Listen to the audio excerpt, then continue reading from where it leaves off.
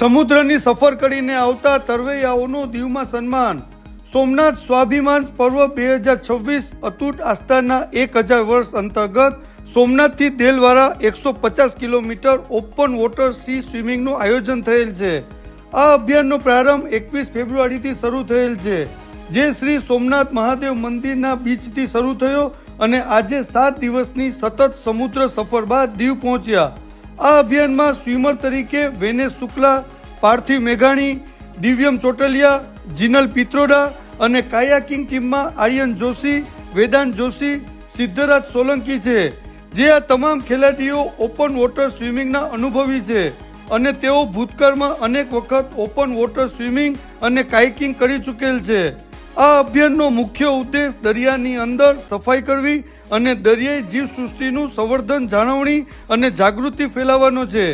આ પ્રોજેક્ટના ચેરમેન તરીકે રાજકોટના ધારાસભ્ય રમેશભાઈ ટીલારા સેવા આપી રહ્યા છે।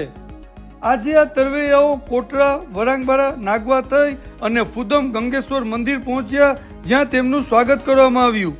આ અભિયાનમાં લુપ્ત થતી સઢવાળી હોડી કેવી રીતે ચલાવવી તે અંગેની જાણકારી દીવના રહેવાસી શ્રી ભરતભાઈ કામલિયા આપી રહ્યા છે। આ અભિયાનમાં દરિયામાં રેસ્ક્યુ, સેફટી, ગાઈડલાઈન વગેરેનું પૂરતું ધ્યાન આપવામાં આવ્યું છે। સમગ્ર કાર્યક્રમનું આયોજન રાજકોટ ડિસ્ટ્રિક્ટ સ્વિમિંગ એસોસિએશન દ્વારા કરવામાં આવી રહ્યું છે, જેના પ્રમુખ તરીકે ગુજરાત રાજ્યના પૂર્વ રમતગમત મંત્રી શ્રી ઉમેશભાઈ રાજગુરુ કાર્યરત છે। આ પહેલ દ્વારા યુવાનોને સાંસ્કૃતિક રમતગમત તરફ પ્રેરણા મળશે, તેઓને શારીરિક ક્ષમતા સાથે માનસિક દૃઢતા અને અનુશાસનનો વિકાસ થશે। સાથે સાથે વ્યસન મુક્તિનો સકારાત્મક સંદેશ ફેલાઈને યુવા પેઢીને સ્વસ્થ અને સંસ્કારી જીવનશૈલી અપનાવવા પ્રોત્સાહન મળશે। ચલો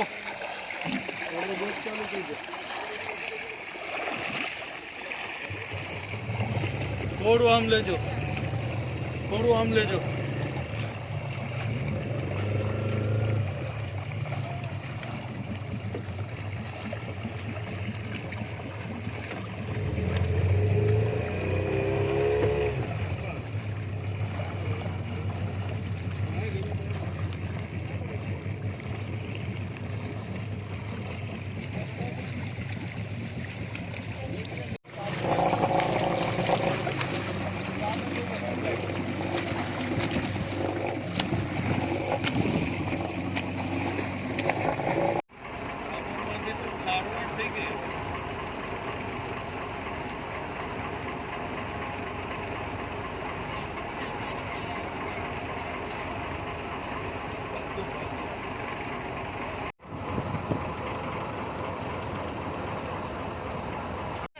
ગોપાલભાઈ